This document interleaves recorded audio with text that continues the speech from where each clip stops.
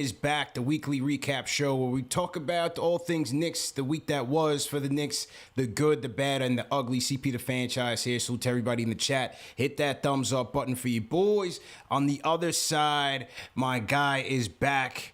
No stranger to the program. Checking in from Locked On Knicks. Checking in from the Strickland. What other hats you rocking today, Al? Locked On Knicks. I think that's it. That's it at this moment. Yeah, just the Strickland and Locked On Knicks. Formerly So I think that's enough. toasting. Yeah, formerly of posting and toasting. My guy Alex Wolf is back in the building, man. Al, welcome back to the show. Always a good time having you on, bro.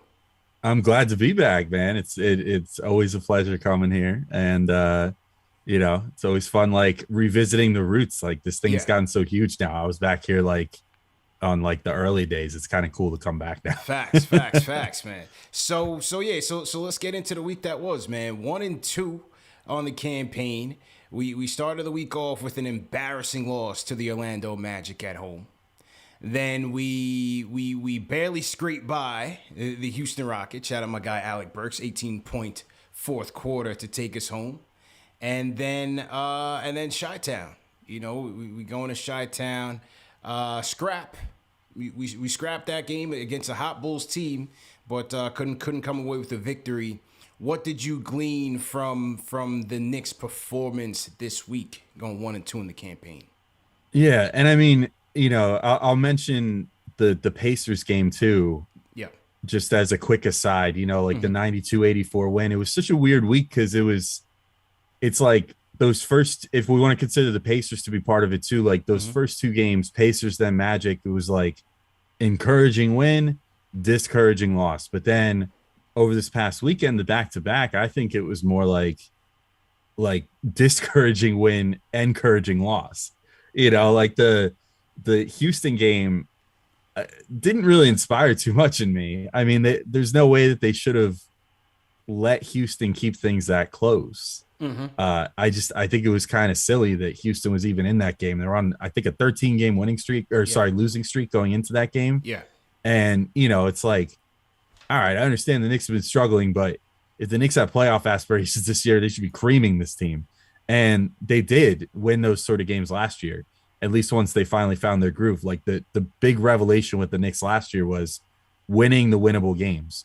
And so far this year, they've mostly been losing the winnable games. Yeah. Which is, sort of their biggest pitfall. Like, I guess the lesson to take away, like what I've been taking away from all the games so far this year is it seems like the Knicks really have been playing up or down to their competition, particularly Julius Randle. I hate to, I don't want to like start piling on him too much because it's early, and I've been trying to say like, be patient with him. You don't want to put too much into the first 15. Now we're at 17 games into the season. You don't want to put too much into that because he's learning how to play with Kemba Walker. He's learning how to play with Fournier. Yeah. He's learning to go back to being off ball a little bit again, which is not something that he did at all last year. I just think that there's something to be said for preaching patience, but you also have to kind of call him out when certain things just don't look like a comfort level thing. Certain things just look like an effort level thing. And it kind of seems like he's been generally taking lesser opponents for granted and really getting up for the big games. Like you look no further than the first game of the season against like the Celtics. And that was like, he puts up that huge performance in double overtime. He's yelling like, give me my respect or whatever after every bucket, all this other stuff. It's like, oh, Julius Randle's swaggy as hell. Like this could be a fun year. And then you see him just kind of come out listless against teams like the Rockets or the Magic or whatever, and just kind of look like he's going through the motions. And the Knicks aren't good enough to do that against any team, especially with how piss poor this starting lineup has been so far this year. True. So, I think that's kind of my big takeaway. And this week was just sort of like a perfect encapsulation of like, if the Knicks are facing a team that is good or that they perceive to be good, like the Pacers, for example, not a great record, but the Knicks traditionally view them, I think, as a good team. I think they're better than the record suggests too. But, they gut out a really tough win against them. The Bulls, they really bring their all. Yeah. The starters actually look somewhat decent for stretches against the Bulls, which is like not something that's happened lately. But then you got these two games sandwiched in the middle against the Magic and the Rockets where they just seem to not take either of those teams seriously, and you just can't do that. And you can't keep waiting for the bench to bail you out if you decide to come out and sleepwalk. So that's probably my biggest takeaway from this past week. All facts. And yeah, you're right. We got to put the Pacer game in there. So actually 2-2 on the week, because that Pacer game was on the Monday. And, again, scrapped by a tough Pacer team.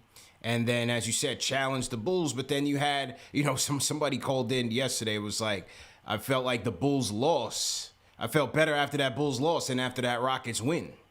Yeah. You know what I mean? So I think it just speaks to the inconsistency of this team, the lack of chemistry.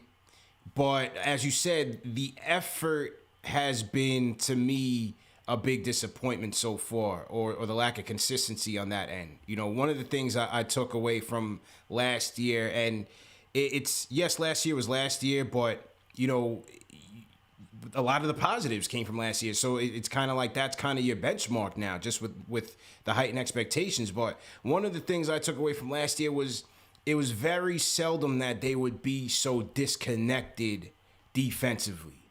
You know what I mean? Where they're pointing fingers, they're looking at each other like, was this your guy? Was this your guy? Or they're just not connected at all defensively this year. And I think that's been a big disappointment. Obviously, with Kemba and Fournier here, they're different than, Peyton and Bullock in terms of their team defense. I think a lot of that has hurt. But I think Julius's defense has regressed, just in terms of, again, his overall awareness. I think that's been big. Yeah, it definitely has. Julius it's little things that you don't really pick up on until you watch them later. Like in the middle of the game, it's hard, at least for me. I mean, I would consider myself like sort of an X's and O's, like I won't quite say a novice at this point, but I don't necessarily pick up on things in the heat of the game as much. But once people kind of, give me an idea, like, oh, like look at this later, I'm like, oh damn, like Ariel Pacheco, for example, who's been on here before. Yeah. Or like Benji Ritholtz, guys like those guys on Twitter. Frank Barrett, Jeff, who does it on the Strickland account usually after every game.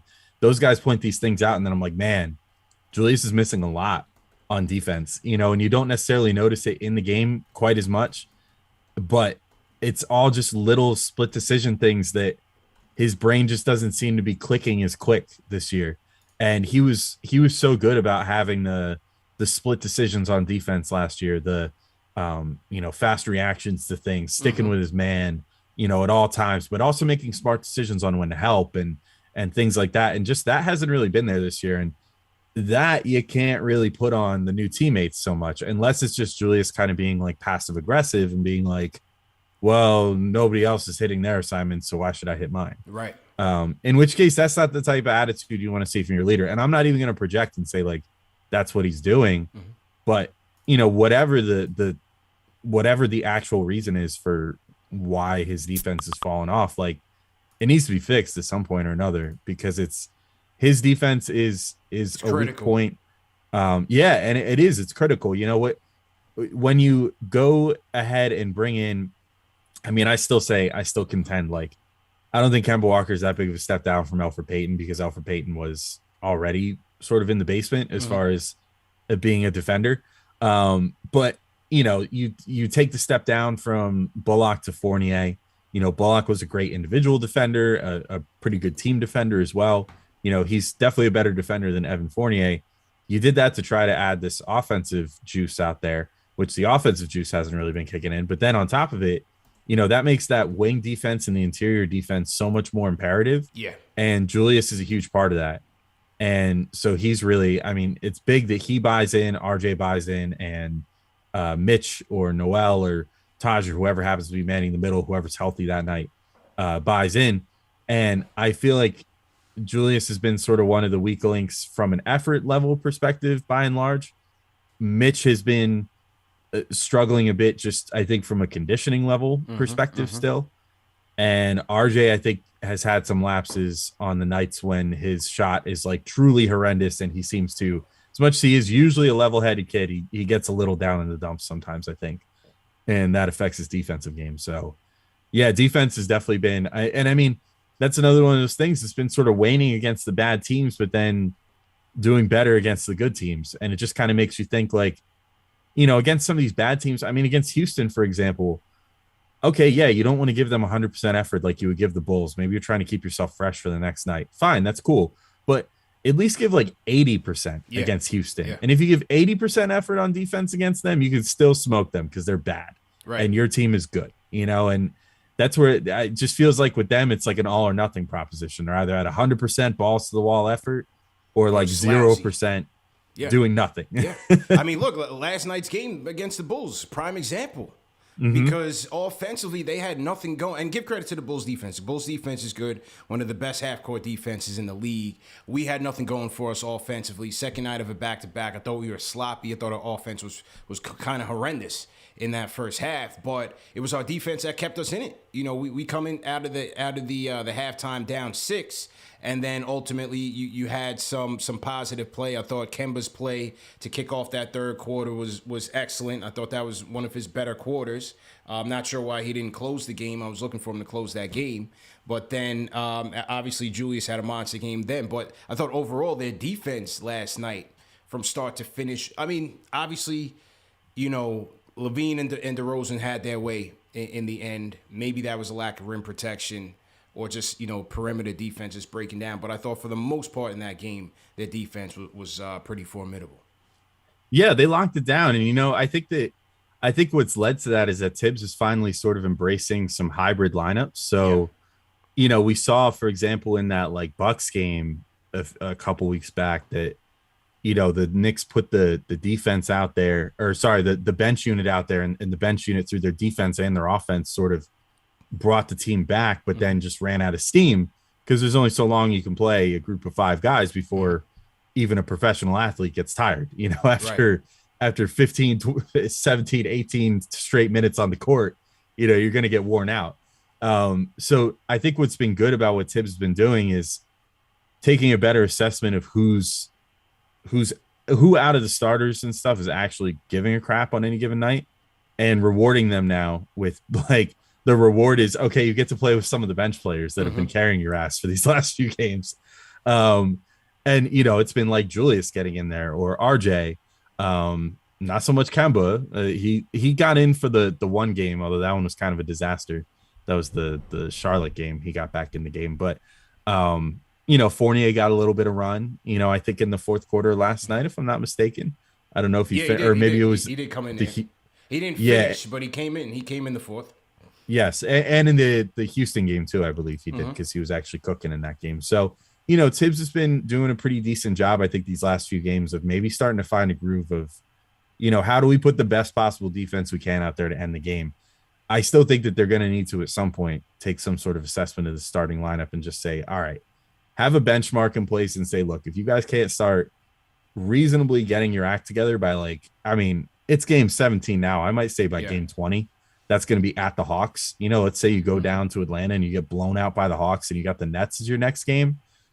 Maybe make a change then and try to start a game off well on the right foot. Because it's, these slow starts are just, they're only going to go so far. Now, I will say, I think on offense, at least, the continuity's gotten a little better, to use a Clyde word.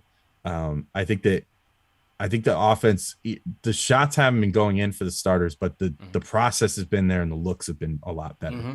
Where they're actually working the ball around the perimeter, they're actually looking to find one another. I think they're doing a good job right now, or better, I should say. It's still not great, but maybe one of these days we'll see the starters actually come out and do what they literally did in the beginning of the season, which was burn the Nets down.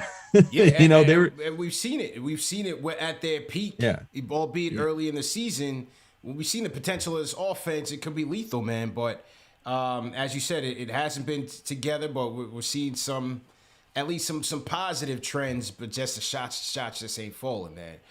Real quick, salute to everybody in the chat once again. Hit that thumbs up button for you boys. CP Alex Wolf here, Knicks weekly recap. Just touching on all things Knicks the week that was. Knicks 2-2 in the campaign. Going through the good, the bad, the ugly. I want to shout out, Al, you haven't been here in a while, man. We got a guy in the chat named CP's Manscaped Razor. So we actually have an account dedicated to the Lawnmower 4.0, and he's actually got a picture of the Lawnmower 4.0 in his profile picture. So shout out to him, CP's Manscaped Razor, because he's actually helping me troubleshoot as well, because my camera kept going out of focus, and he was telling me that my microphone could be part of the issue. So I definitely appreciate the heads up. You guys in the chat know, man, you guys got to be my technical support, audio and visual as well, man. So definitely appreciate the heads up.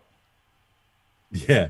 Hey, and shout out to your Manscaped razor making an account, man. That's dedication. That is a fact. That's dedication. Man. Yeah. Go to and speaking of Manscaped, fellas in the chat, obviously our shows are presented by Manscaped, but Manscaped is having a blockbuster Black Friday sale starting tonight. 25% off site-wide, so definitely go to manscaped.com and go get your Manscaped products. Like I said, great stocking stuffer, no pun intended. Tell your wife, tell your girlfriend, significant other to go get you one. Black Friday sale going on this week at Manscaped.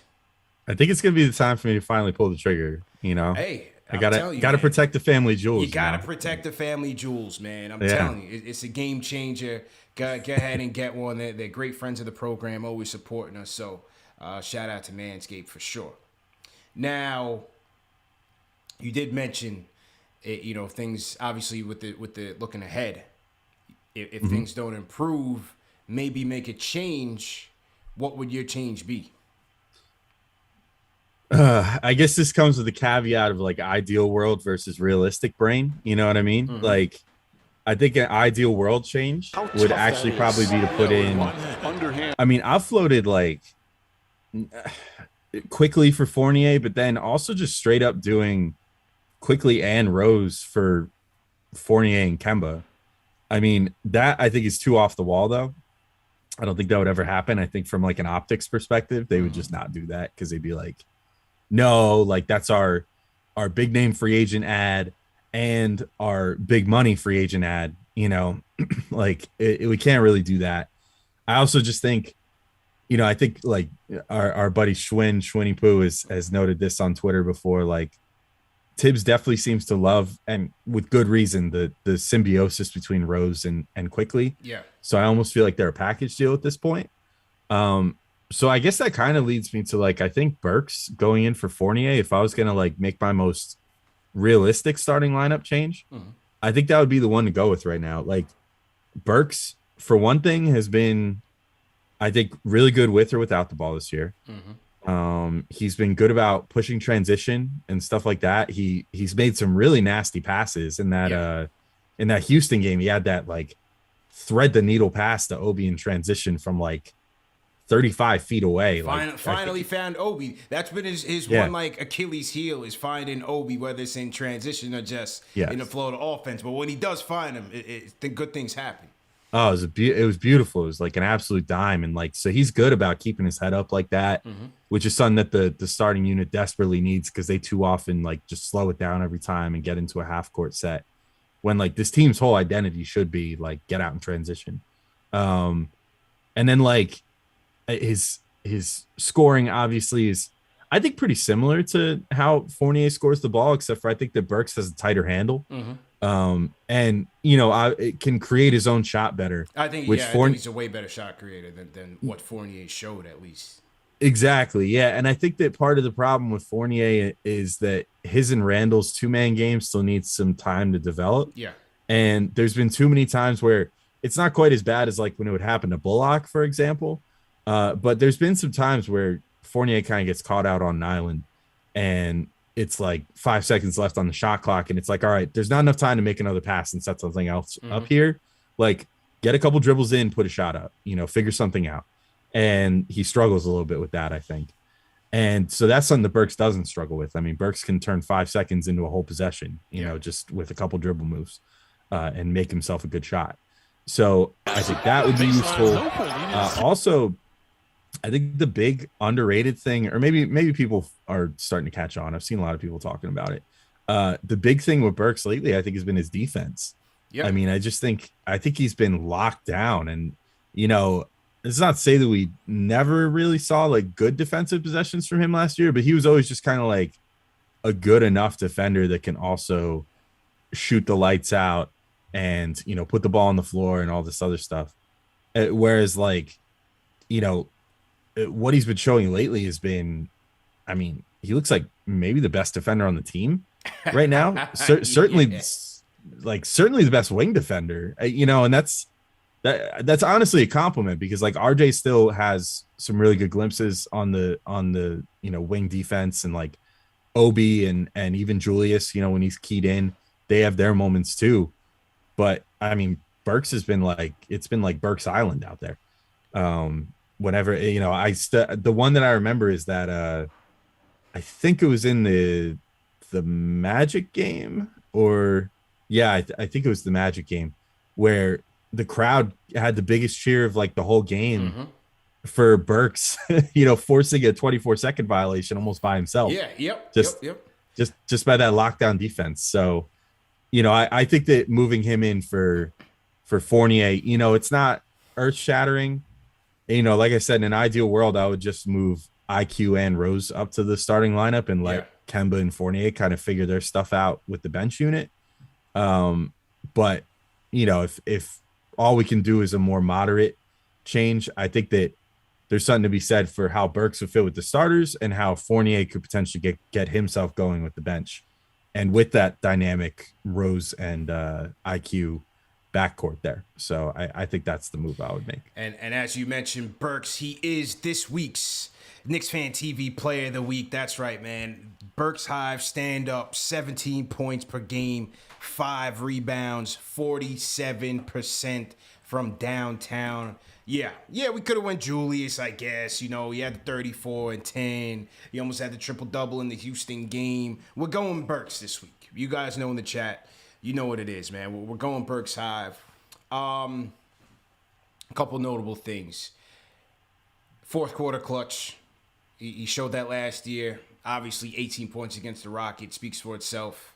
I think there's been games this week, in particular the Magic and the Pacer game, where he wasn't as efficient with the rock, but still hit some big shots in the fourth quarter trying to get us back into those games. Last night against the Bulls, a little bit more quiet, but I think, as you said, his defense has been quite notable last year to this year. He rebounds. He's on the boards. I think that's been a consistent statistic from last year to this year. He's a good rebounding guard, man, which I think bodes well for us, especially when we try to get out there and run. But I just feel like, if couple things, putting him in the starting rotation, to me the starting rotation needs more playmaking. And even though he has that capability, his primary job is to get buckets.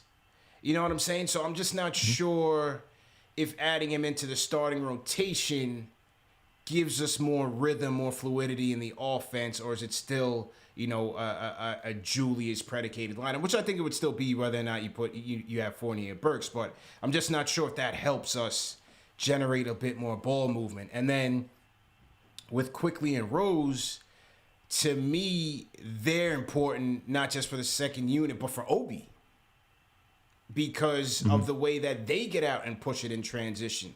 To me, I think you definitely impact Obi's game by putting him out there with Kemba and Fournier, much slower guys, because when he's out there with Rose and Quick, it's high octane for him. That's Obi's game. So, I'm just not sure which move would be the best for the starting unit right now, other than for them to just play better.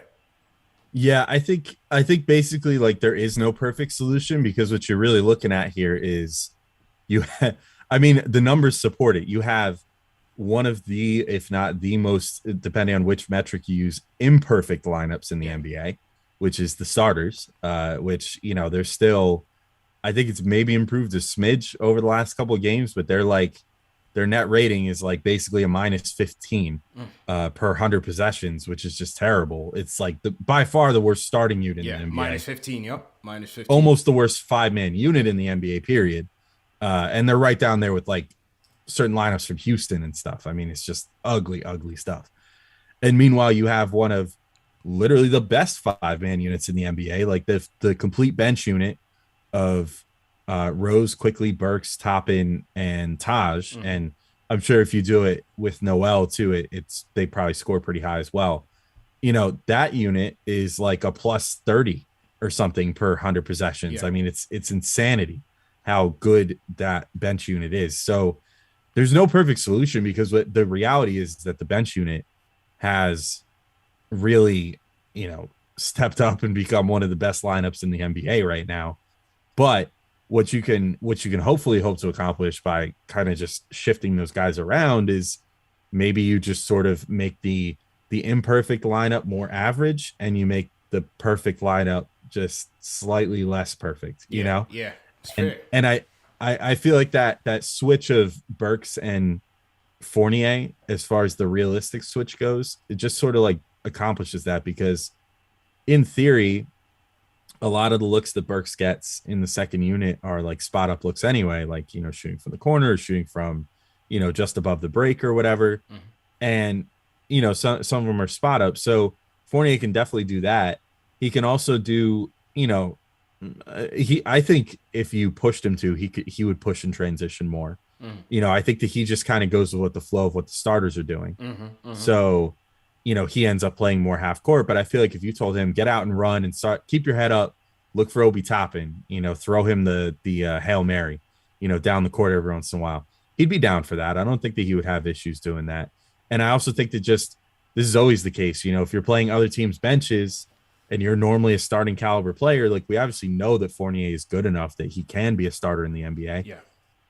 He's an above average NBA player. So you start putting him against other teams' benches, maybe he finds his rhythm again. And then sooner than later, you can just put him back in the starting lineup and move Burks back to the bench where he was comfortable before. And you just sort of like repair the starting lineup while not losing anything. Cause I think that Burks can basically give you everything that Fournier is giving you right now. Yeah. In the sense that, like, at their best, I think that Fournier is probably a better 3-point shooter, like just a pure shooter. Mm-hmm. But that's basically it. Like, by and large, I think, and Burks right now is shooting the ball better than him from every spot on the floor. Yeah. Yeah. So No question. I think it's just sort of just sort of that sort of situation where it's just like you have this bench lineup that's so good, try to harm them as little as you can while also like bottling some of the energy that they have and injecting it into the starting lineup. Yeah. And seeing if that works. Because it's just, you can't keep putting the same five out there if they're going to continue just, squandering games in the first like 10 minutes and making you dig out of this like 20-point hole in the second, third quarter. It's just, it doesn't work that way. But to their credit, like I said, like at least against the good teams this week, the starting lineup looked decent. Yeah. So, maybe they're finding their way. But, if it gets a few more games and they have another stinker or two, I would probably try to make a change, I think. Might have to, man. So to everybody in the chat, once again, hit that thumbs up button for you boys. Knicks Weekly Recap, CP, Alex Wolf in the building. Call us up, man. 657-383-1509 is the number to call. I see some people on the lines. We're going to get to them in just a bit. You can also hit us up on the Discord. You guys know the KnicksFanTV Discord is the wave. TM, go ahead and throw the Discord link in the chat, and we can connect with you guys there as well. Couple other things. I think one of the downsides of the inconsistency with this team is throwing out so many, closing variations of the closing lineup. Because I think that's part of the issue and it was most notable in that Magic game where we went small, we went Randall in the four guards, and it was just like nobody had any idea what the other wanted to do. We didn't have roles defined. Randall didn't even want to shoot. I think it was Randall, Burks, Rose, RJ, and Quickly out there, and it was just scattered. Rockets game is another closing lineup. Bulls game is another closing lineup. So I think that hurts us, man. We just don't have any type of chemistry or cohesion, and the ineffectiveness of the starting lineup, the lack of consistency there. I think it trickles down to where, even in closing minutes, in clutch situations, when you need to be tight, you need to be together, we're very scattered. That's definitely a concern.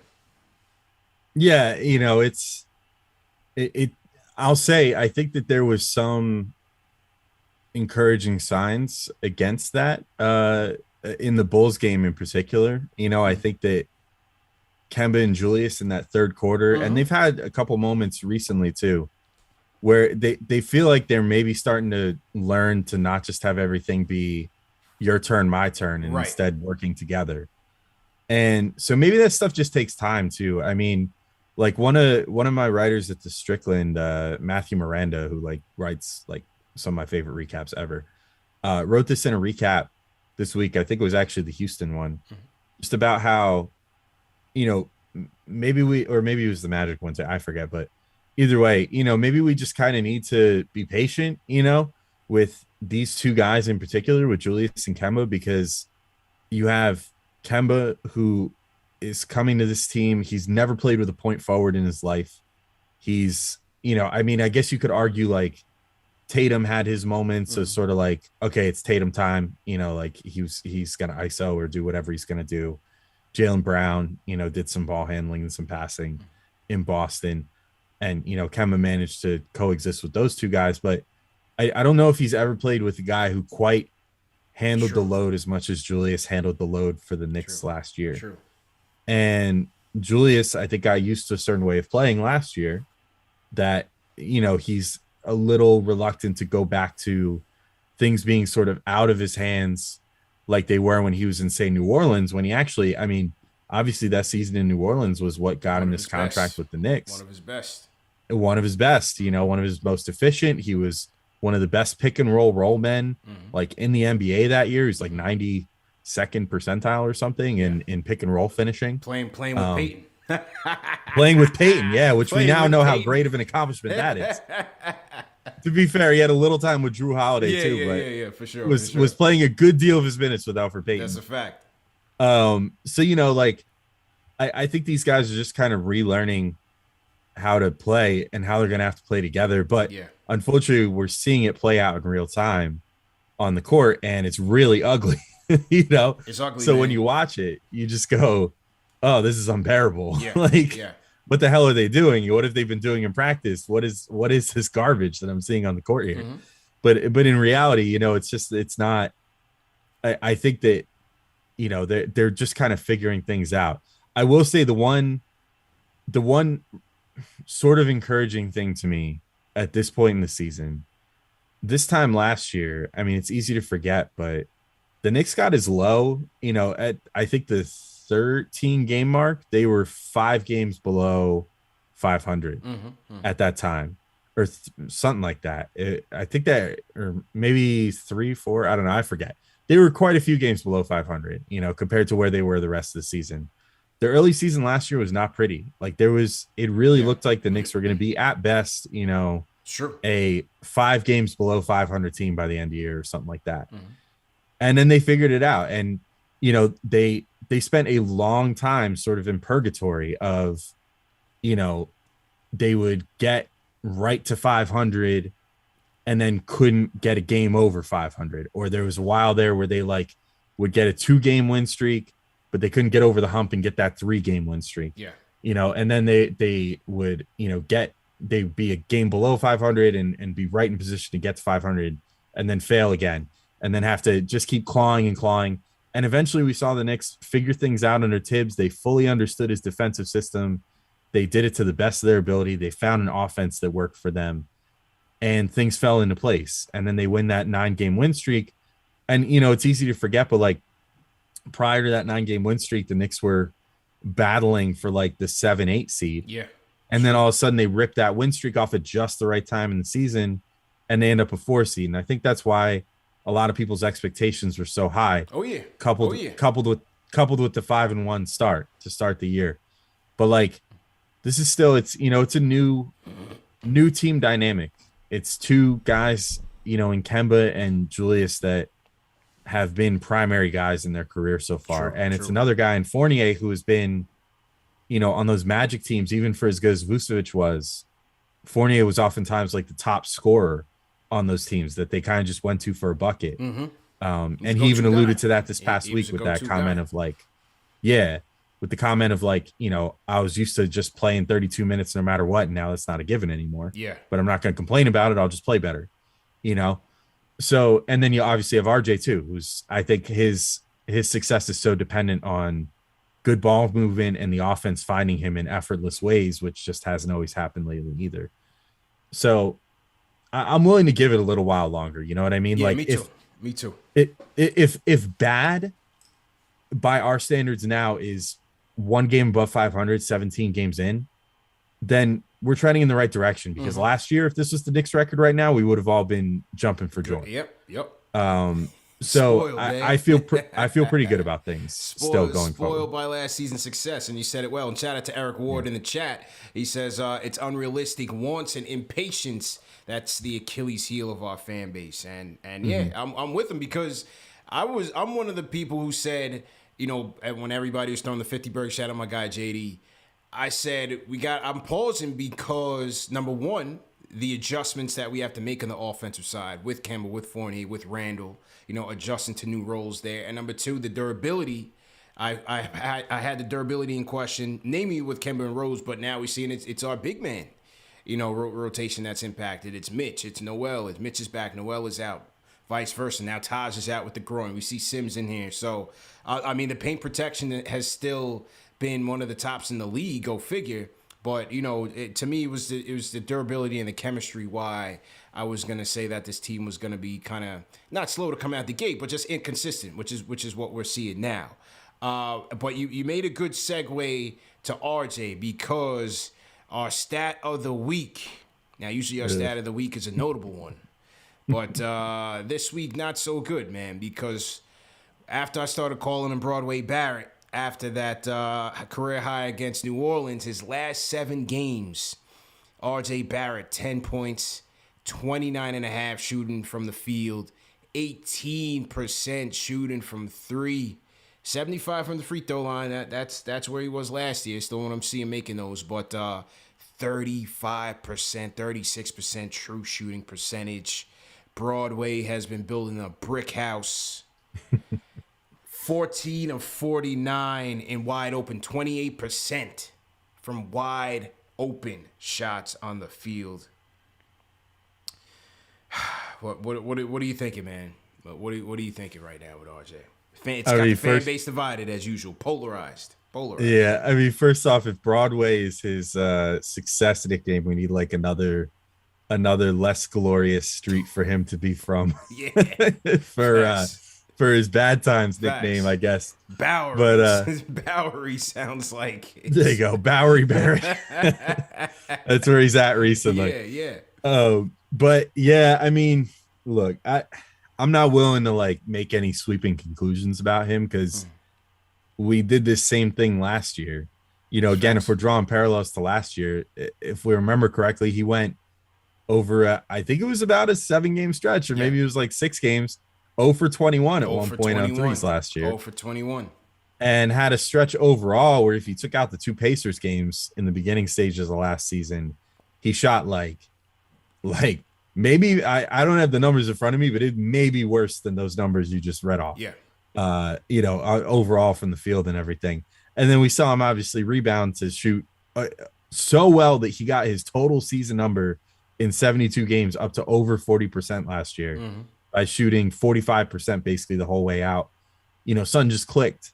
And I think maybe something will just click for him again. And, you know, that happening might be the key to the Knicks starting lineup turning around too, because we saw, you know, that game against New Orleans, for example, that he bailed them out that game. You know, that was RJ playing so well that the Knicks they went to him.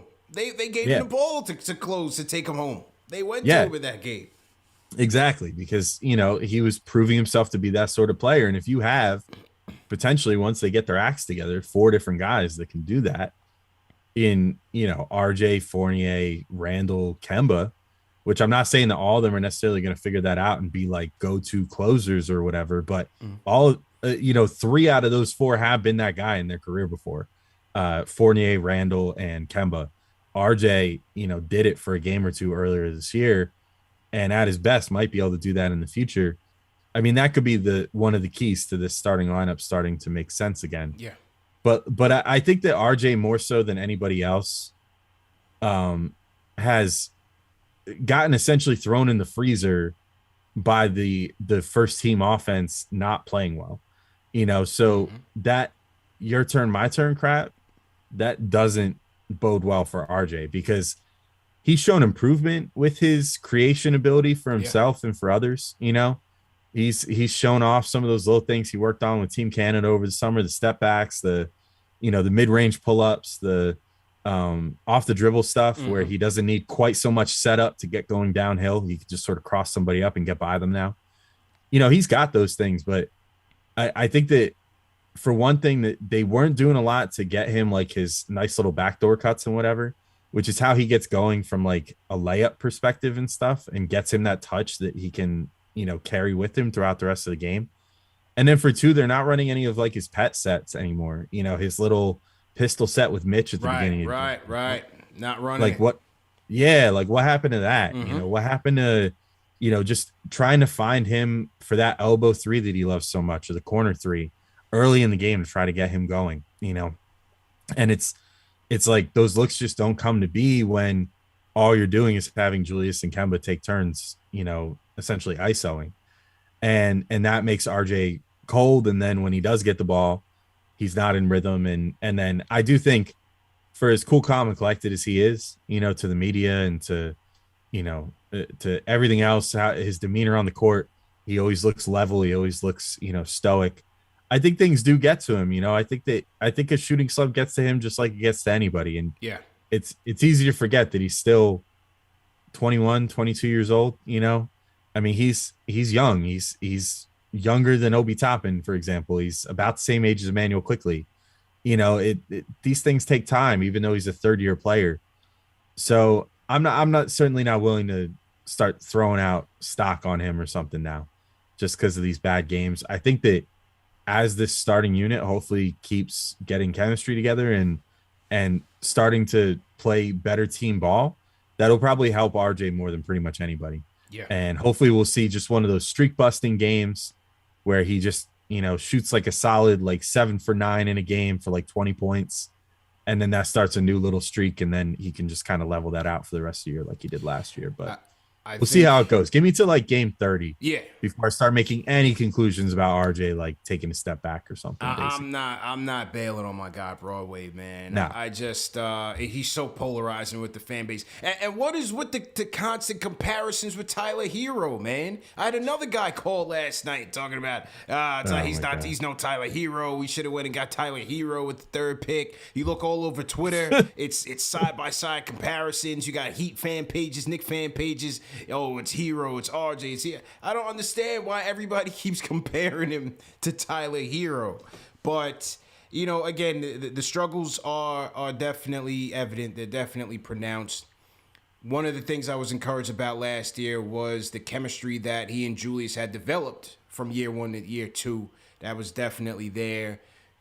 Definitely a regression from last year to this year. So far, again, early, but certainly a regression there. I think you're right.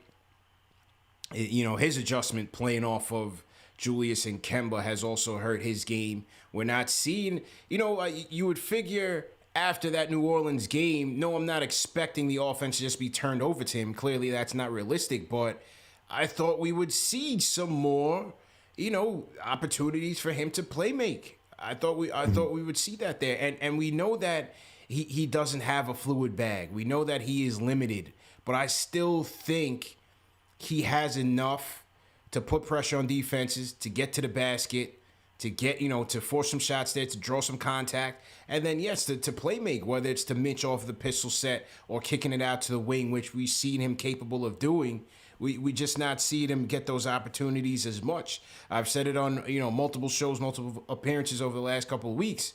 I want to see him out there mixing it up with Rose, IQ, and Obi, man, because I feel like he would play very well consistently with those units. So, again, when we talk about potential starting lineup fixes, not benching him, but, going to the bench earlier and having him come in with, Rose quickly, Obi play a lot of his minutes with those guys, because I think that'll help him. I really think that'll help him. Yeah, and maybe there's something to be said for, instead of putting Fournier on the bench, putting RJ there too. And, maybe RJ would be more accepting of that sort of thing as well. Not that I think the Fournier would be a diva about it, because I think he's got a good head on his shoulders as well. Mm-hmm. I mean, I will say the one good thing about this Knicks team by and large is that I do think that everybody has a pretty good head on their shoulders. RJ included, Fournier included, Kemba, Julius, whatever. Maybe they've got some effort issues on the court lately a little bit with, playing down or up to competition and that sort of thing. But by and large, I don't think there's too many like huge egos on this team that are going to, get angry if something gets done that can hopefully help the team win some more games. And then like, I just had to address the hero thing again, man. Like if someone's really saying, oh, they should have taken Hero 3rd overall. I mean, yeah, that would have been great if Mills and Perry wanted to get fired faster. That's what I was about to say. If you want to get fired. Yeah, I mean, cool. Good for the Heat that they got it with him. But I'll say this much, like, I don't think Tyler Hero is ever going to become a fantastic defender. But I certainly think that RJ is already a fantastic defender. And if his offense comes around, he's got a lot better chance of becoming like a true two-way star than Tyler Hero ever does. So whatever. I mean, if you like that the dude can score the ball in his 3rd year and is averaging over 20 a game, like, cool. That's a thing to like. I mean, I get it. He plays a pretty entertaining brand of basketball, but if you're talking about a guy that's going to like potentially be part of a core that maybe has something to say about winning a championship or something someday, I'm still probably taking RJ Barrett. Like, just because I think that I don't think the Hero necessarily is the type of two-way player that you can rely on to win you or, not be a liability to some degree in the playoffs. So yeah, I don't know. Yeah. I guess we'll see. Maybe that'll bite me in the butt someday, but I think that's just my stance on it still. Definitely interested indeed, man. But like I said, I'm not bailing on RJ just yet. I just think there's a little bit of tweaks that we can make to help him get going again. So let's see where Tibbs goes there. So to everybody in the chat, once again, hit that thumbs up button for you boys. CP, Alex Wolf, Knicks weekly recap show, the good, the bad, and the ugly. We're gonna take some calls and then we'll dip into our mailbag to close the show. 657-383-1509 is the number to call. Let's go to Will from Harlem. Harlem, Will, what's going on? Will, what's good, bro? CP, what's good, baby? How you doing, man? Yo. What's going on, bro? Wait on you, man. How's everything, bro? Hey, man, today my birthday, bro, my born day. Okay. I've been... Oh, happy birthday. Yeah, man. I appreciate it, bro. I got a few things to say real quick.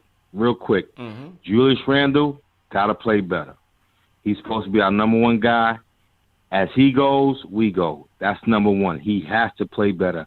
I don't know if he was in what's that movie that LeBron James did out and Jordan did? Space Jam. Yeah. Space Jam. Yeah. They took his power, CP. What's going on, baby? Tell me what's going on. Well, I mean, I think it's part of what we touched on today was, well, number one, his defense has been lacking. That has to get right. That has to be first and foremost. You could point to the chemistry, the adjustments that he has to make in terms of playing with Kemba Walker. It seems like he and Fournier trying to get on the same page, but they haven't really been as consistent as he and Bullock had. They had a real good chemistry last year.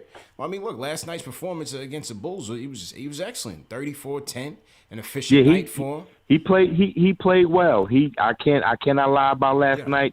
He played well, CP. But like, I don't know, man. It's something missing, and like I said, I think it's just the chemistry aspect of it. And I'm not tripping. Like I said before, when I called, I said we gonna be all right. I'm thinking 50 wins, CP. I'm not gonna lie. I think 50 and 32. That's where we going. That's where we headed. Wherever we end up, that's where we end up. I'm a little annoyed, and it's hard for me to watch them because I hate when we play against the bum teams and we just have a brain fart. Like you said, we play up to the competition. It's 17 games in. I'm a little annoyed. I'm not stressed, but I'm annoyed. But like I said, man, I'm down here in Atlanta, CP. I'm going to the game Saturday against the Hawks. I don't know if you guys are coming, but I'm in the building. If you down there, I'm gonna hunt you down, baby. I need to see you. But if we need this win, And like I said, man, it's my birthday. Giants ain't looking good, but hey, I got my Giant shit on today. Giants Pardon my French, but hey, yeah, I know, man. But I'm just New York, CP. Yeah. I appreciate you. I appreciate what's going on. Like I said, man, I'm going to the game Saturday down here. If you come down here, I'm definitely gonna holler at you. Let's go. go. Knicks fan TV. I love y'all.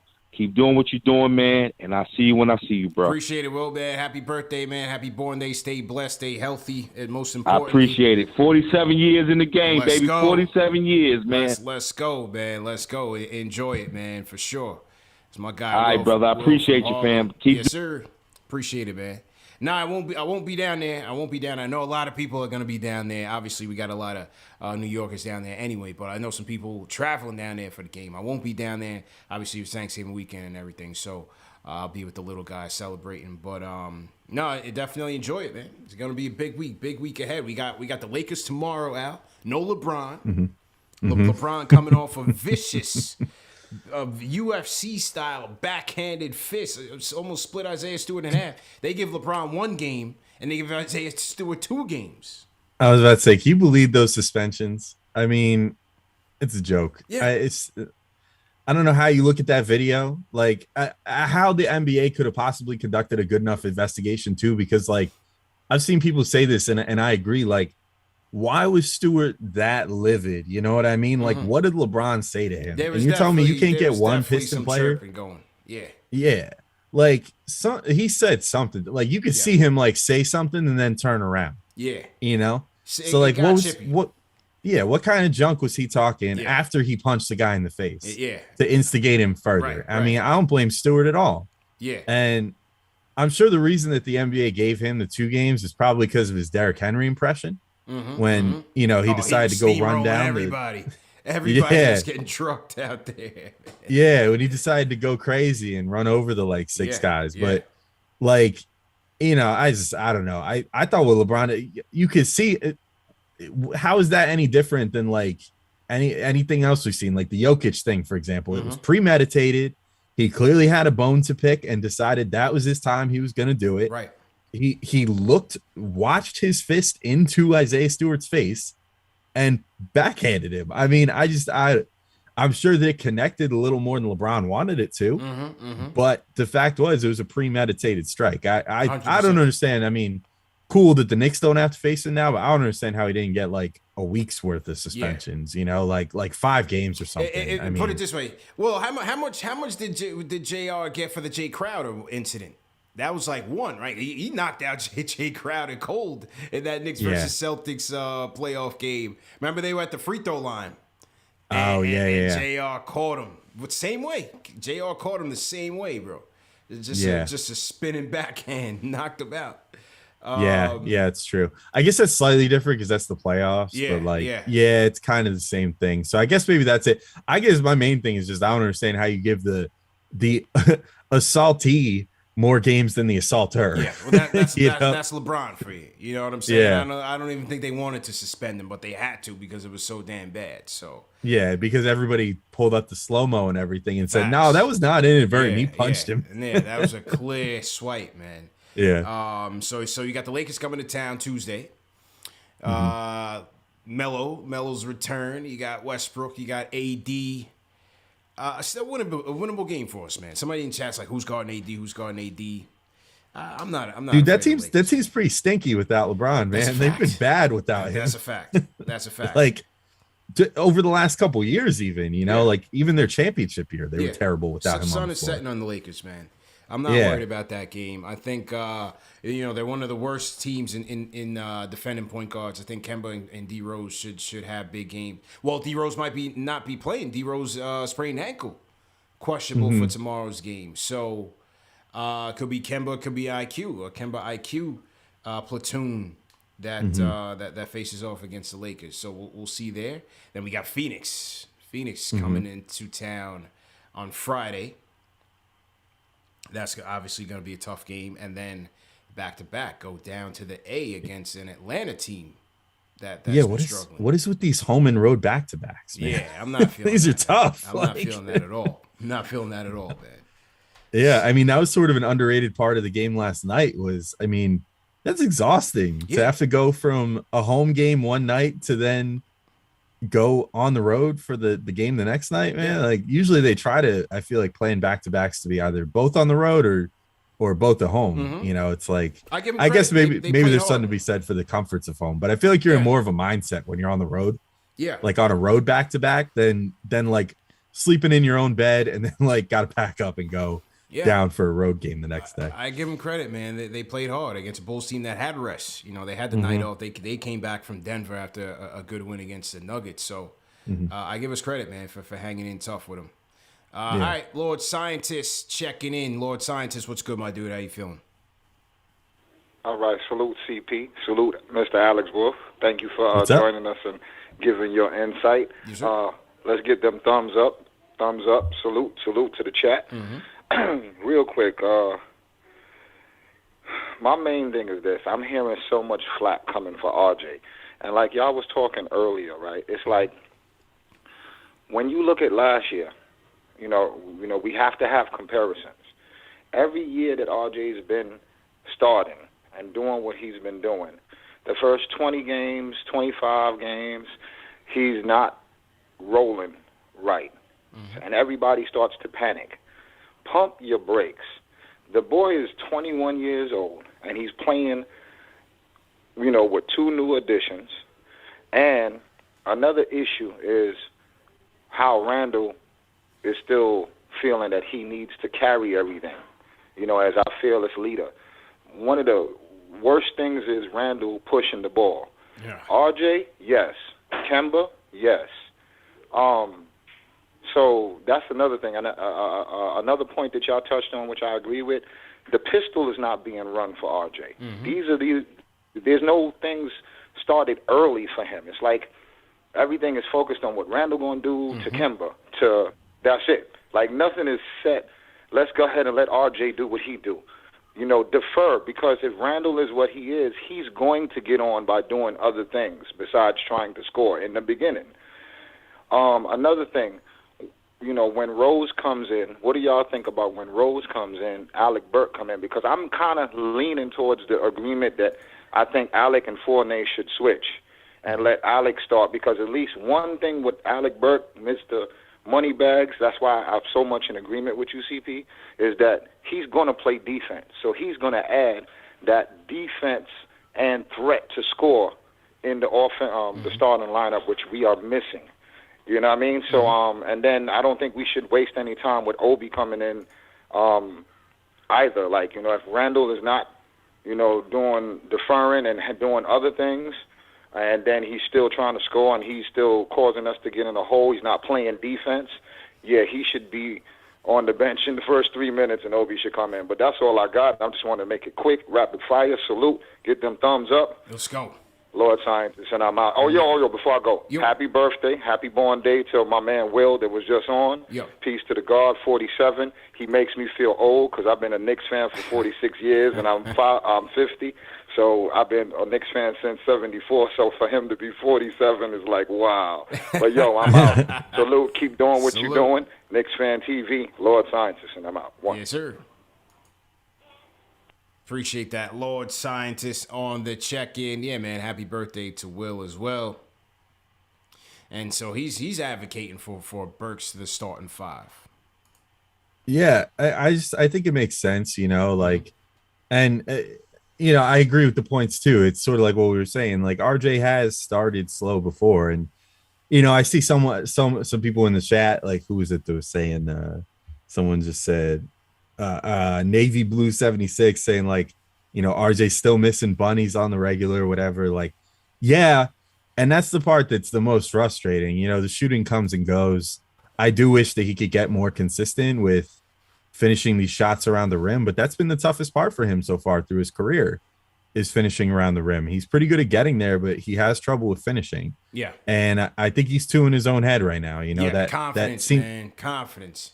Yeah, exactly. So, you know, I'm willing to, again, you know, it's so early. I think it's easy to forget. Every game feels like this referendum on the whole season, you know, and every time the Knicks lose, it's, oh my God, the sky's falling. Every time they win, it's like, oh hell yeah, They're the things are greatest. back, you know. They're the greatest. Yeah. Yeah, and I think at some point this team is going to figure it out and rip off some wins. I think there's too much talent on the team not to, and I think RJ's part of that. I mean, we've seen how great he can be. We've seen, if things start getting back into place and he can start getting some of his pet sets run for him, like that pistol set with Mitch or whatever, which has worked really good this year so far too, and they have run it. Then he'll start turning it around again. And the jumper, he's very much a guy that once he sees one or two go in, he'll start making them again. I think I have pretty good faith in that. And again, let's get back to me around like game 30 or something. We're just over halfway to that benchmark, and that's like just over a quarter of the way through. Well, I guess it's like closer to a third of the way through the season, pushing towards half. Like that's, I think, a good measure. Once you get to about 30 games, stats start to make sense. Things start to settle in as trends for the whole season. You can't have your shooting averages go up by 5 points after one game anymore. Stuff like that. I think that'll be a better assessment point. But that does mean naturally that these next few weeks are going to be pretty key for RJ. So I'll definitely be looking to see how he responds these next few weeks. Against a formidable schedule, no doubt about it, man. So to everybody in the chat, once again, hit that thumbs up button for your boys. Knicks Weekly Recap Show, CP Alex Wolf on the check-in. All right, we're going to dip into the mailbag now as we get ready to close the show. First question comes from my guy, Knicks Chatter on Twitter. He says, what do you think the ceiling of this team is with the offense centered around Julius? Can Julius play off ball? I thought up kind of a smart-ass answer to this question, to be honest, when I saw it. I mean, what do I think the ceiling of a team with the offense centered around Julius is? I would say 41-31, the 4 seed in the East, first round exit in 5 games. Like, I mean, isn't that it? That was exactly what it was last year. Yeah. So, I mean, I think what's different this year is that they're trying to do something different. And obviously you add Kemba Walker, who is so much of an isolation guy himself and sort of a monolith on offense at times and all that. And that's the big difference. So, I mean, I don't think the question should be what is the ceiling with Julius I think the second part of this question is much more pertinent, which is can Julius play off ball? Because we already know the answer to the first part of the question. As far as him playing off ball, I think he can. What's really weird with this team, and I've said this like a million times on Locked On Knicks too, is I feel like this starting unit played their best basketball like in the preseason. The very first game, I remember I just came away from it thinking, wow, they need to work on a couple little things, tune up some things here and there. But a lot of what this team is doing makes a lot of sense, and like Julius and Fournier's 2-man game looks amazing. And that carried over into the first few games of the season. And, Kemba looks like he's still got it and he can still go off any given night. And that all just kind of went off the rails at a certain point in favor of the team just sort of reverting to this like ISO style basketball. Yeah. And, I think they'll at some point reclaim what they had going in the early parts of the season and the preseason even, and, find more of a rhythm with one another. And that'll sort of help us with that Julius situation. Like, I remember the very first game, I was like, all right, wish list for tonight. I hope I see like a Julius pick and roll and a Julius pick and pop with Kemba. And we got both of them and they look great. And Julius got like wide open looks on both of them. And now I watch them and I'm just like, why are they not doing that more? Why is Julius not setting screens with Kemba with the ball? Like, that seemed like a pretty dynamic thing worth exploring. And hopefully that's something they'll get back into instead of this, like treating Julius more like he's a guard or a wing or whatever. Have him run some plays where he takes advantage of the fact that he's 6'9", 250. Can't make it up, bro. Also 6'9", 250 and a good 3-point shooter. Yeah. That, like, if you sag off of him to try to cover Kemba, then you can hit Julius for a 3-pointer and he can credibly hit those all day, every day from spot up positions, So I think those are things worth exploring more. And I think that hopefully as the season goes on and Julius maybe just like, I don't know if it's needing to eat a little piece of humble pie and be like, oh, I could still be successful without being the the guy handling the ball every time. We'll start seeing more of those things. But if they decide to just switch to Julius handling the ball all the time, I think that would be sort of a waste of the talents that they added on the team. But yeah. I think you could be roughly the team you were last year. But you got to just understand that even the team last year, like I said earlier, like they were a 500 team for most of the year, and they just happened to go on a heater at the end of the year and win 9 games. So you got to just be banking on, oh, well, I hope this team goes on another cool little win streak again, or else, basically this will be like a 6-7 seed, something like that. Yeah. So I think it's imperative that they try to do something more than just Julius handling the ball. I agree, because it's a recipe for disaster, and it's a surefire turnover, just giving the other team the basketball, which we don't want, clearly. But as you said, we know what this ceiling is with him, with the offense centered on him. Obviously, the goal is to add pieces that are better than him, where you make him the second or the third option, the clear-cut second or third option on your team if you actually want a chance to be, somewhat formidable. But it is what it is. He is who we have right now. Now, again, the second part of the question, as you said, is way more important, because for me, the potential is there. You saw him and Kemba in the pick and roll last night, and when they executed it, it was so beautiful, and it was beautiful because we hadn't seen it for most of the year. I'm like, where is this in this offense, and why are we not doing it more? Because I've been saying it since the playoffs ended. I said we need our point guards, our playmakers, to get Julius easier shots in rhythm. Enough of him. He has a talent where in isolation he can get buckets, right? I'm not saying that. But what I'm saying is you can't always go to that well all the time. He's going to get tired. He's going to get burnt out. A lot of those shots are tough shots. He's been a tough shot shooter since last year. We need to be able to get him easier looks at the rim, get him more shots in rhythm, and that's playing off our guards. And to me, you added Fournier, you added Kemba, and you're not taking advantage of their playmaking ability. You're not utilizing RJ's playmaking ability. You're still stuffing it with Randall and making him go through the post, which to me is also throwing the offense out of sync and out of rhythm. I just don't see why we're not going to that, whether it's playing with Kemba, playing with Rose. Quickly's playmaking has seemed to be improving a little bit more. I just feel like, to me, that's a no-brainer, man, to have him playing off ball, because the potential is there. Well, and not even just the potential, but think about it this way. It saves his legs a bit. Saves his energy levels. Yeah. So, if Julius doesn't have to run the offense all game and doesn't have to be, the guy handling the ball all game, then, sure, maybe there's something to be said for, like, if he's being the screener a few times, like, all right, yeah, setting a hard pick, like, that can kind of bang you up a little bit as the game goes on, but certainly not as much as, being the guy that's in charge of setting everything up the whole game. And breaking down defenses by yourself and busting out all your fancy moves and everything else that requires tons of energy. And then when it comes late game situations, you're all burnt out. I think it would be great for him. Think about like how LeBron approaches the game. Right. LeBron is LeBron for good stretches of the game, but he also, he's literally like famous for picking his shots on when he's going to move, when he's going to be the guy initiating the offense. He takes whole offensive sequences off sometimes. Just to, let the rest of the team cook and, just kind of be there as a bailout if need be, but to save his legs and save his energy.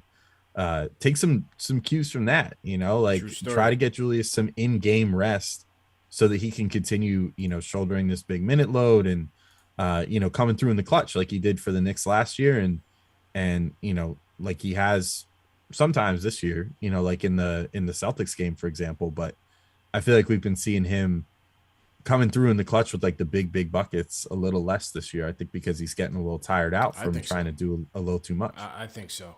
Second question comes from our guy, Fred from Fresh Meadows. Shout out to Fred. He says, will RJ be recognized as a serious candidate for all defense this year, first or second team? I love Fred, but this is a resounding no. Yeah, I don't see it. Unless there's a huge, so here's the thing is, sure, if you're just looking at, oh, good one-on-one defenders that have some really good tape, then sure, RJ's great like that. But that's not how they determine those things. They're all determined by numbers by and large. You use the eye test to support it, but like you got to have the advanced numbers, especially for the defensive awards. Offense, sometimes, you get a little caught up in the counting stats or whatever. True shooting doesn't matter quite as much, that sort of thing. But defense, a lot of it is like, what's your net rating? What's your on off? What's this? What's that? How are you influencing what your team is doing as a whole on the court? Are they like, are the Knicks like entirely better with you on the court versus not on the court? Right. And the answer to all that is no. The starting lineup is one of the worst lineups in the NBA. Yeah. So you can't be a first or second teamer all defense if the lineup you play in is one of the worst lineups in the entire NBA, your fault or not. Yeah. Because it just shows that you're not enough of a individual stopper on defense to make your lineup work. Yeah. And the other thing too is it's kind of difficult to like pinpoint on off numbers for RJ too, because so often his on numbers are with the starters and his off numbers are without the starters because of the way that Tibbs runs his rotations. So that makes it all the more difficult to try to make an individual case for him and say, no, it's not RJ, it's the rest of the defense that's bad. It's like there's no real numbers to support that. I don't even have RJ's on off in front of me, but if you want to talk for a sec, I could pull that up because I guarantee you it's not good. Yeah, I mean, I agree. You certainly see on tape, you've seen some notable individual performances. I thought he played Levine fairly tough last night and in the first outing against the Bulls in Chicago. So you certainly see a lot of it on tape. But as you said, it's hard to you can't really say like, when he's not in the game, we're missing his defense out there. You can't really say that because overall the team's overall defense has just been lousy. So I don't think so. I don't see it happening. But again, I don't think the awards or the accolades are really all that big of a deal. I think he is he showing an improvement? Is he showing the ability to be a plus defender, which is I think is all we need right now? Then I think he's fine. Again, now off ball, he's had some lapses. He's always susceptible to those backdoor cuts. He's had his moments where he's been asleep at the wheel. You heard Tibbs get caught on the mic. Which game was that? Where he was like, "RJ, wake up." This was like I think that was the one last night, like the Bulls game, because they were catching everything. That Tibbs was saying last night. Up. Yeah, you could tell Breen and Clyde were kind of like too close to Tibbs. They were mad for close comfort. to Tibbs, man. You could tell they were trying to watch their words a little bit, but that was funny. That was funny, man. And so I did pull up the numbers too, and I mean it's about as bad as you would expect. Like, and I don't think this is all RJ's fault. I think a lot of it again has to do with who he's playing with and that sort of thing, and the fact that he plays the majority of his minutes with the worst lineup in the NBA or one of them. But like for example, the Knicks offense when RJ is on the court versus off is 4 points worse when RJ's on the court versus when he's off the court. And then opposing offenses are almost 10 points better when RJ is off the court versus when he's on the court, meaning that RJ's net on off rating is a minus 13.6 from Basketball Reference so far this year. So that's not great. That's really not great. And that's not a number that's ever, regardless of like, I mean, you could pick your favorite individual defender in the league, like Matisse Thybulle or something like that, or, whoever it is that fits your fancy is like the best individual defender that you love to watch the most.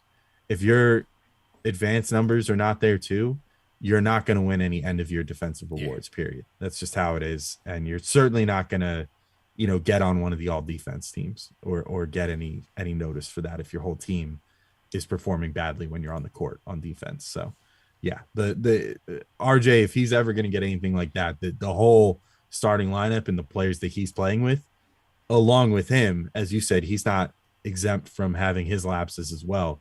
Everybody's got to tighten it up big time if he wants to have any consideration. But I don't think that's going to happen this year. he's at least 2 or 3 years away from getting any sort of consideration for that kind of award. Agreed. So to everybody in the chat, once again, hit that thumbs up button for you boys. Knicks weekly recap show. Winding it down. Edgar, I think I see somebody on the switchboard. Let's go ahead and screen that call. See who it is. We'll get one more in. Here's another question from the mailbag. This is from Ramel Troy Royal. Says, which trade makes more sense after December 15th?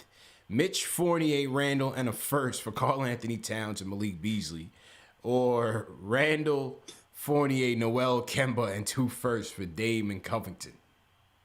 Can I say neither? Yeah, I would say neither. I would say neither right now. I mean, I guess, okay, let's just play the game of if you have to pick one, then which would you pick, I guess? I'll say, geez, I mean, Randall, Fournier, Noel, Kemba, 2 firsts for Dame and Covington.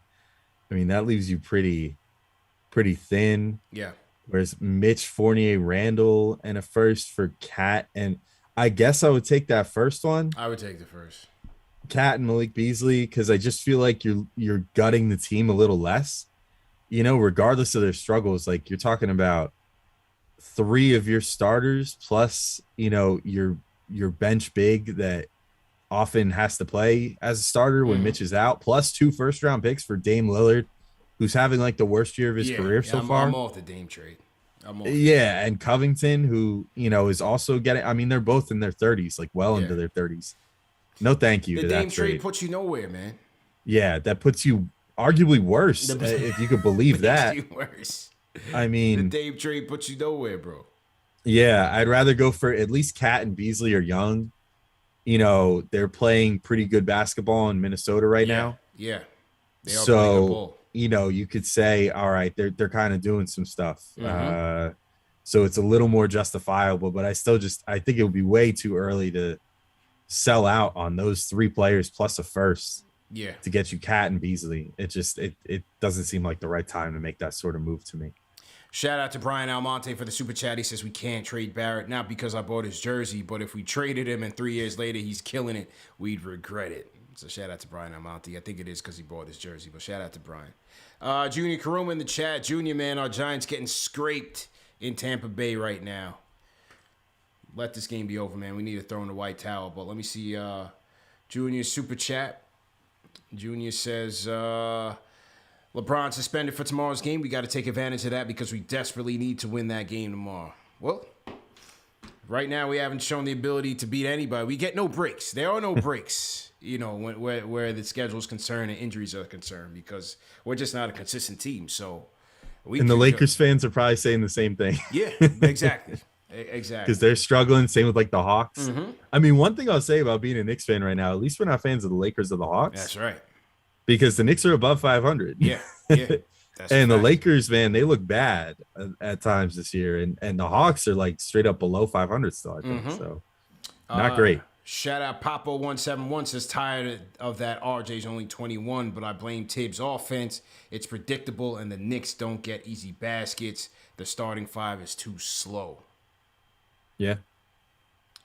I mean, it's I think there's something to be said for the offense being kind of uninventive, but I think that the one thing that stands out to me that makes me kind of think that it's more the players freelancing a bit sometimes than Tibbs necessarily like calling out like, hey, keep ISOing, is that Tibbs talks pretty openly about like what they've been working on in practice and stuff, you know, like not specific sets or whatever, but like, for example, last Sunday we had like Derrick Rose saying, yeah, the starters came out doing something totally different today. Like they're really trying to move the ball more, blah, blah, blah. We saw that play out against Indiana. Right. You know, I think Tibbs is trying to instill an offense, and when it's working at its best, you know, even if the shots haven't been going in, I've been really encouraged by the looks the Knicks can produce when they're operating the way that we know that they can. I think it's more just when they decide to start freelancing, which I guess that's on Tibbs where he's just got to kind of nut up. Like you're Tom Thibodeau, man. Like you got this rep as this angry coach that, you know, doesn't let anything fly. So don't let anything fly. So that's the part that I'm more frustrated with, more so than thinking that Tibbs is like completely uninventive on offense. I think that this team has shown some really good sets this year that they could go back to more if they would just commit themselves to doing so, which seems to be the sticking point. Shout out to Kane Marco. Kane Marco, $20 super chat. He says the fact that the Knicks have refused to play Quentin Grimes when every single minute that he's been on the floor this year has been a quality minute is beyond me. I mean, it's a joke. We need everything he provides. 3 and D. I thought, I didn't know we were going to give him some Frank minutes last night. I thought when he came in last night, you know, with Noel's injury, with Noel's foul trouble, and the Bulls going small, when Quentin Grimes came in, I believe it was like some point in the second quarter or the end of the first quarter. And I'm like, oh, you know, Quentin Grimes is getting in the game. We got Sims in the game. This is going to get interesting, you know, and maybe we go small and throw a lot of permutations out there. But by the time they went to commercial break and came back, my man was back in the I didn't know where he was at. I'm like, oh, wait, what happened to Quentin Grimes, bro? So... yeah, poor Grimes, man. He probably got so excited, thinking that he was about to be in for a minute, and then just poop, gone. I don't even think he got to like run. Yeah, I don't even think he got to run, bro. I don't even think he got to run. So yeah, but I mean, all in all, though, on that comment, like, I hope he starts getting a little bit of time. Yeah. You know, the problem is that there hasn't really been any garbage time, and. That, I guess, also is what's frustrating about those games against the bad teams that the Knicks are kind of mailing it in, is that you could be, you know, you could be getting your young guys like the McBrides and the Grimeses and the Simses, you know, some time in those games if you would just like blow these teams out the way you're capable of. But instead, you're forced to kind of scratch and claw. And we all know that Tibbs, even if the team, rightfully so these days, but even if the team is up 10-15 down the stretch, he won't pull the starters till, you know, 3 minutes left or something. Yeah. So, Tibbs not going for that, bro. It's frustrating. You know, that's just another frustration of the year. 100%. All right, last question of the mailbag goes to General Burt. It says, General Burt, when the Knicks aren't on, which teams are your must-watch matchups and why? I like Jokic versus Giannis, but won't shy away from Curry whipping the Hawks to get the Knicks stats salt flowing. I don't know. I mean, listen, you know, it's a lot of quality matchups, a lot of star quality in the league right now that I like to sit there and watch, you know, when the Knicks aren't playing. I think the team, you know, my league pass team, like if I'm up like on the grind like late night, I like watching the Clippers, man. You know, I like watching the Clippers. They I just like how they're balanced. You know, Paul George kind of overcoming a lot of the haters. You know, he's got that team. They're fourth in the West right now. You know, no Kawhi Leonard. They're still playing tough. I think they play well on both ends of the floor. I like Batum. I like, you know, Reggie Jackson. I just feel like the Clippers are scrappy. I like what Ty Lue's doing. Yeah, I like that Clippers squad, man. I like that. Yeah, specific to the question, I don't know if I really look for particular matchups because that's just too tough. Like with the amount of time that I have to put in just to the Knicks, I don't ever just like pinpoint like, all right, like 2 weeks from now, I gotta watch Steph versus LeBron. You know what I mean? That sort of thing. I don't really circle games like that. So as far as teams that I try to watch if I get a chance, so like the Warriors are definitely one for me. I love watching Steph Curry play. It's unbelievable watching him play basketball, especially unbelievable, man. With like how good he's playing this year, you know, like really playing at his best, you know, arguably that he's ever played this year is pretty fantastic to see. I mean, I just love his brand of basketball. I like watching Ja Morant when he's on. Me too. I really like him. So the Grizzlies are a team that I don't think that they're the most aesthetically pleasing team to watch like all the time, you know, and I don't think they're like fantastic, you know what I mean? But like Ja Morant as an individual player, I really enjoy watching. I love watching Giannis too. I mean, maybe it's too basic of an answer to be like, oh, Steph and Giannis, but like Giannis's brand of basketball is so unique. It's like fluid Shaq sometimes the way that he plays, you know, like just an like evolved Shaq. Exactly. It's like if Shaq like had, you know, picked up some, or I can't say pick up weights, but if Shaq had embraced cardio instead of cheeseburgers, you know what I mean? Like in his Lakers days, like, and was more mobile, you know, but still just as strong. Like I love watching Giannis play. So I try to watch the Bucks when I can. Quickly, I will say the Hornets are starting to become one that I like to watch because LaMelo is very fun to watch. Yeah. So I like that team a lot too. I mean, it's tough to say some of the other teams like near the top of the conference too in the East. Like, I feel like from an impartial observer perspective, I would love watching the Bulls, but as a Knicks fan, I'm kind of just like, screw the Bulls. I don't want to watch them. Yeah, forget the Bulls. Forget the Bulls.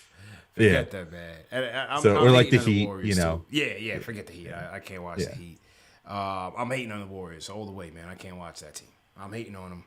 They got too much riches going on right now. They don't even have Clay back, and they're the number one team in the league. Steph is playing like an MVP. Their defense is ferocious. Wiggins is playing well. You got Poole killing it. You got Kuminga who's about to break out. You know, they haven't even unleashed Moody yet.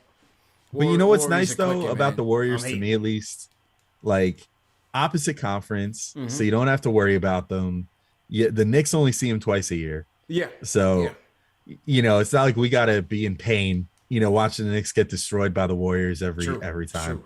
True. And the Knicks aren't actual title contenders this year, so it's not like, or title contenders at all, I should say, to be clear. Yeah. But like, you know, so it's not like we're being like, oh crap, the Knicks might be good enough to make it out of the East, but they'll never win a title because the Warriors exist, you know? So I got no problem with them. I've never had a problem with them. And I love Steph's brand of basketball so much, and their overall brand of basketball that I could never hate that team.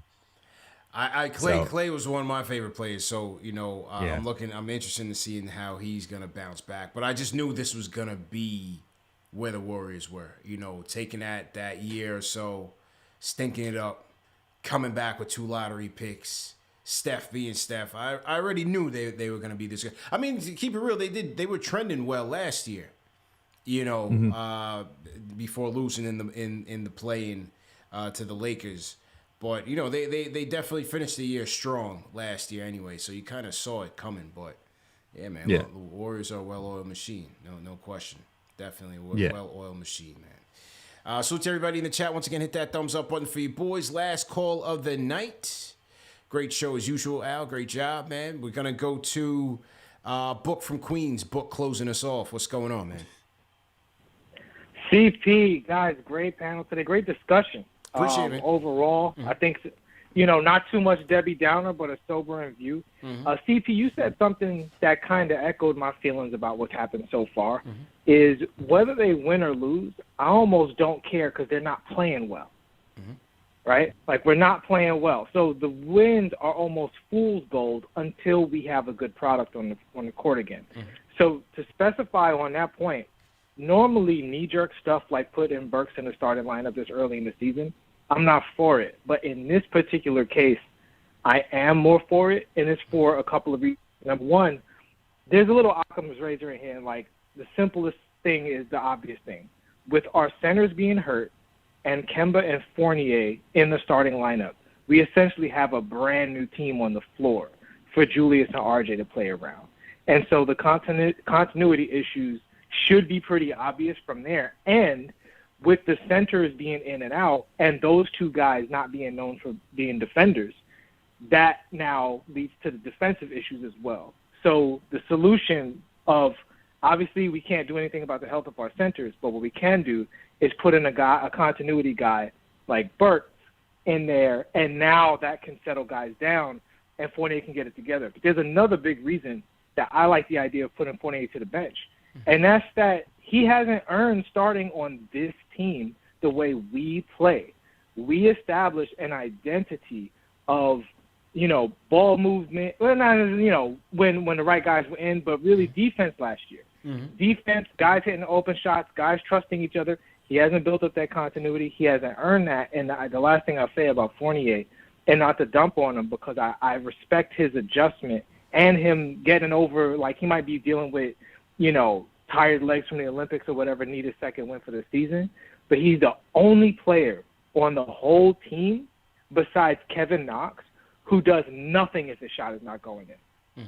And I don't think we should be relying on that with the identity of guys who defend and play make and do all the other stuff that the rest of the guys do. And I exempt Kemba Walker from this because Kemba does have quick hands.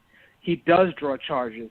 He does make. So if Kemba's not hitting shots, I can get other stuff out of Kemba. Whereas with Fournier, is if the shot ain't falling, sit him down. Tonight. Yeah. So salute to Book, man. Appreciate the call, Book. Yeah, Al, that was one of my concerns with Fournier. As I said, even when we had chances to go get him in previous trade deadlines, I was like, good shooter, but just doesn't really come off as an impact player for me. Good guy, came to KnicksFanTV for the interview. Definitely always appreciate him for that, but we're just looking for more consistency from him. And I agree with you. And from his takes, having to go from his role with Orlando to this it's different. It definitely is different, no question. But you still want to see some more aggression. And he's even said it. That came out of his and Tibbs' mouth, being a bit more aggressive out there, even when things aren't going his way. I think would certainly help him. But no doubt, Fournier is in a big time shooting slump. Yeah, I think you could say that for a number of players on the team too. That sometimes if their shot isn't going down, it seems to affect them adversely. Like I think that Randall is definitely a culprit there too. A lot of times if his shot isn't falling, it seems like his effort level on both ends goes down. And he almost starts to mail it in on defense and offense, and even RJ to a degree. I don't think anybody's immune from that. So yeah, I mean, maybe I agree to a degree that like I think the hook should be quicker on Fournier or pretty much anyone in the starting lineup. I mean, I'm quite frankly kind of surprised that Tibbs hasn't once or twice this year, and not recently, because again, they've been showing some improvements recently with process and actually moving the ball and whatever. But like before that Indiana game, and like just some of those games before that, where they were coming out and just like stinking it up and, leaving the bench with a 17-point deficit after one quarter to deal with or whatever. I was really surprised in some of those games that Tibbs didn't just pull a full 5 for 5. Yeah. Like get off the floor. Right. Like think about your life for a minute and then come back and think about if you want to actually be playing for this team or not. Because there's definitely been some times where all of them seem a little too affected by if shots aren't going in. The whole game it seems affected. It seems like life isn't worth living to them anymore. Yeah. If the shot's not going in. Whereas we saw just like even last night, for example, they didn't shoot that great, but the fact that they were playing their brand of defense on the Bulls all night kept them within a number of points all night, and then they struck in that third and early fourth quarter, got a lead. And, if they hadn't faltered a bit down the stretch, they would have won that game. So, when for large stretches of it, it felt like they didn't really have any business being in it. So, that's the value of that good defense. So hopefully they take some notes from last night's game and start bringing that energy to every game, and not just bring that energy, man. Not just the games they feel like they got to get up for, bring it to every game. Bring that energy, man. Great show, my guy. Happy to have you back on. This was a great session, a great debrief for the week and a new week ahead.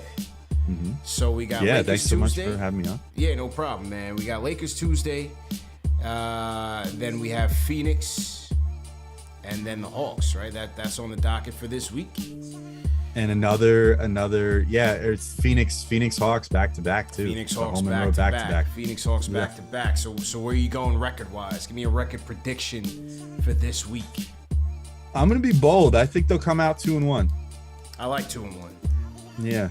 I'm going 2-1. I think we beat the Lakers, and I think we go on the road and beat the Hawks, man. In the A, Madison Square Garden Annex, back down south. Let's go. All the Knicks fans are hyped for it. I'm ready to go for that game. No matter what, I think we get that game. I think we get that game against the Hawks, man. So I'm going 2-1, bro. Yeah, I'm ready to see if all the Mitch will make a big difference against Capella predictions bear fruit or not. Block Ness, we need you, man. Block Ness in the concussion protocol, man. Get well soon. Definitely need him back. And man, great show as usual, Al. Just let the people know where they can find you, bro. Of course, yeah. So you can find me on Twitter at the Alex Wolf. Of course, check out the Strickland. That's my website. the Strict.land, the Strickland on Twitter at the Strickland. Have some really great articles there. We also have a Patreon now, a merch store, all kinds of this hoodie I'm wearing. Pretty fucking cool hoodie. All right. You can check that out. That's all right on our webpage. Like our Patreon gives you like a whole bunch of podcasts with everybody's favorite Schwinny Poo and a bunch of other people, as well as some exclusive articles, stuff like that. So we have some pretty affordable tiers for everybody. We hope that we can make something out of this. And then of course also Locked On Knicks, at Locked On Knicks on Twitter. You can find us anywhere you get podcasts, and you can find us on YouTube now. We're neighbors on YouTube now, CP. Yep. So you can find Locked On Knicks on YouTube. We got Knicks podcast 5 days a week, generally in your feed or on your YouTube page first thing in the morning. So if you're watching KnicksFanTV right now, you want some more Knicks content to consume on here, go find Locked On Knicks, smash that subscribe button and give us some thumbs up. Help us fight the troll fans from the other fan bases that come and drop thumbs downs on our videos. Because they don't like that we talk about the Knicks instead of their stupid team. So anyway, yeah, that's it for me. Man, comes with the territory, man. You'll be all right, man. But oh, I know. Yeah, it's just funny. Yeah, it's been a new world, YouTube versus just the podcast where we don't hear from people that often. Absolutely, bro. Like I said, man, great show as usual. And salute to everybody in the chat once again, man. Hit that thumbs up button for you boys. Great recap. Knicks Weekly. CP Alex Wolf on the ones and twos. Remember, this show is also available in audio podcast format, all the major podcast platforms: Spotify, Apple Podcasts, Google Podcasts. You can find the link to tonight's show on KnicksFanTV.com. So make sure you go to KnicksFanTV.com, sign up for the mailing list, and check out some of our articles there, in particular written by Alex, Remy, Jeff, my guy Chip Murphy. You know, we got a great team, great squad of writers over there as well, man. So make sure you guys are checking that out. And we'll see you back here tomorrow, man. You know where to find us. Knicks versus Lakers. Melo coming home. Westbrook. Let's go. Knicks postgame line presented by Manscaped. Go to manscaped.com. Enter promo code KFTV for 20% off plus free shipping. And also check out the Black Friday sale. 25% off site-wide. All right, so for Alex Wolf, CP the Franchise, I'm out of here. Great show, people.